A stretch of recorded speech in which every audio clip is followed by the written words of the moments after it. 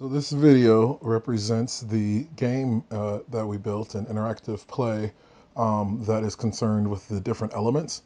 And so here you have these four towers, which represent four of the elements, and each one of them can be thought of as a resource. And these resources can be used to sort of build things. And as those things are built, they then end up being the videos that we see in the 5 years of the youth program and TV show Street Cred that ultimately you see being constructed throughout the whole narrative of Black Hole.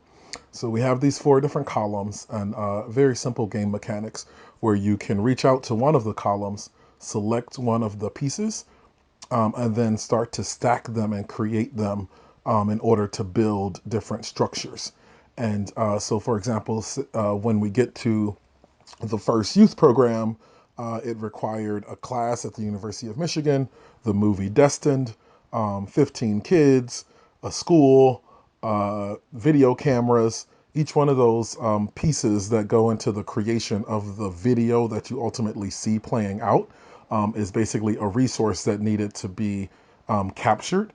And I am accessing those resources myself and the Street Cred crew through the sort of elemental powers um, of the uh, of the ancestors. So community organizing brings in, students, and then academic brings in the University of Michigan, and then arts bring in Cinetopia. So, and each one of these things might have requirements so that to get on a stage at Cinetopia Film Festival at the Michigan Theater, it required, a combination of 27 or so different individual assets, each one of them sort of being pulled together from one of these instinctual elements.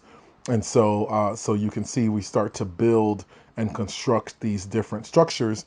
The structures themselves aren't yet complete, but they end up being essentially like screens. So if you get all of the necessary, 27 elements that are necessary to get 8 kids from different neighborhoods in Detroit onto a stage at Cinetopia, it requires all of these different pieces coming together.